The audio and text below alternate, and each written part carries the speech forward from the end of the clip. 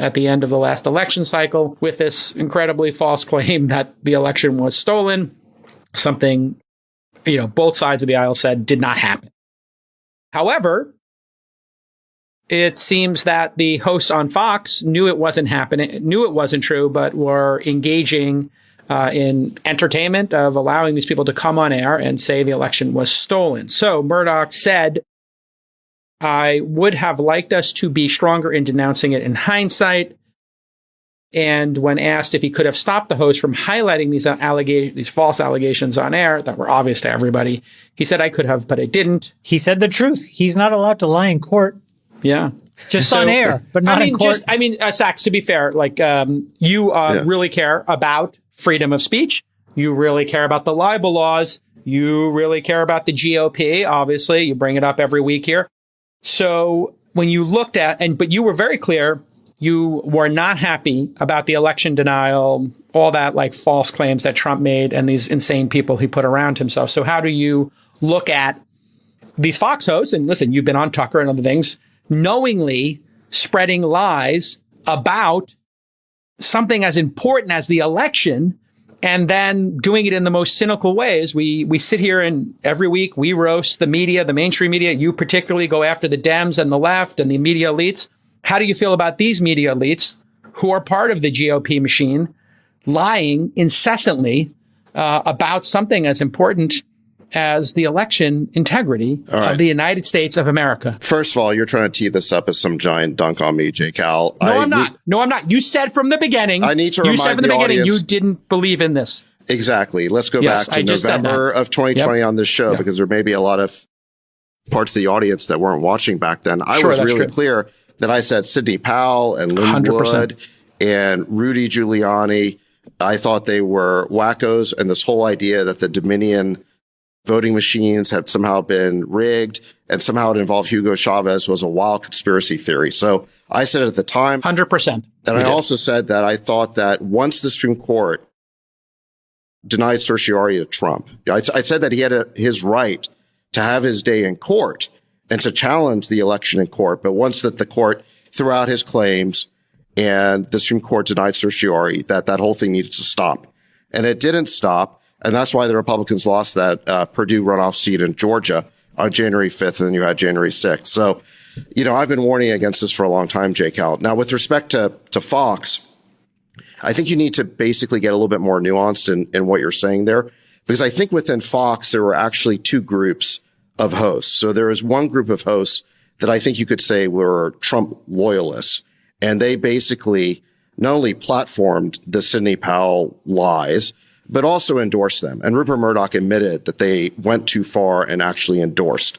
And so you had Hannity and a couple other hosts do that, even though Hannity had some text messages that indicated he didn't believe it. So I think he came across the worst. However, there were within Fox skeptics of the Sidney Powell theory. And so I'd put Tucker Carlson in that camp. I put Laura Ingraham in that camp. And Tucker had Sidney Powell on his show on, I think it was November 19th. I think this was 16 days after the election. It was a 20-minute interview in which he grilled her, and he kept coming back to, what is your evidence? What is your proof?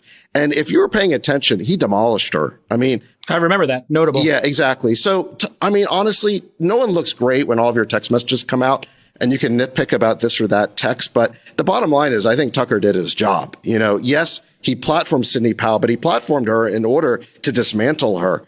And you kind of have to be pretty dopey not to see that she was dismantled after the appearance on Tucker. Should Fox be liable for knowingly platforming these people and endorsing them in some way? Or is it their freedom of speech in your mind as an attorney here, or somebody with that, legal degree? Where does it stand? Put aside, if this was CNN doing it, MSNBC will switch what publication. If this was the New York Times and they knowingly lied, knowingly platformed some kooks with a conspiracy theory, what should the price they pay for? And then how does that affect the freedom of speech that we all think, I think universally on this podcast, especially, and in Silicon Valley, or at least we used to, that freedom of speech is really important. Do you have the freedom to lie and platform kooks like this? Let me answer you directly, Jason. I think this would be a better world if Fox were liable, but I don't think they're going to be because that's not the legal standard. I believe that if a television network knowingly spreads and endorses baseless accusations against somebody, which they know or should know is basically untrue, I think they should absolutely be liable for libel or defamation. But that is not what the law requires. Under New York Times versus Sullivan, you're required to show that they knowingly spread misinformation. But in addition, you have to show that they had actual malice, which is that their intent was malicious. And I think, Rupert Murdoch is a wily old dog because he admitted on the stand everything but the thing that was most important for the plaintiffs to prove, which is actual malice. He admitted that they platformed things that they, knew or should have known were false. He admitted that he should have put a lid on it sooner. He admitted that he knew it wasn't true, but he said the reason they did it is because they're afraid of their audience or a portion of their audience going to some rival network. So basically what he said is, in not so many words, is that his motivation was greed. And in our system of law, that is a complete defense against claims of defamation. Now, I think what we need here is to rewrite the defamation laws. I think the Supreme Court needs to overturn New York versus Sullivan. Clarence Thomas has basically intimated that he would support that. I think that would be a great thing to do. I think actual malice should not be the requirement for libel. I think if a television network or a publication puts out information they know is false, they should absolutely be liable for it. And that is enough to show. And if we did that, by the way, it wouldn't just be Fox in this particular case. It'd be CNN and MSNBC would have to completely revise their coverage. And all of these tech reporters who do nothing but defame the tech industry, the entire tech press just about is a slow moving defamation lawsuit. Elon Musk would probably be the richest man in the world just based on all the defamation lawsuits he could bring if we were to overturn New York Times versus Sullivan. The richest, richer guy? Yeah, because all they do is defame Elon Musk every week with claims that are ridiculous. Sorry. So David, listen, let's revise the whole thing. Yeah, but okay, so hold on. There you go, folks. Very, very intellectually honest. I like it. David, so what you're saying is you expect the Dominion lawsuit to fail.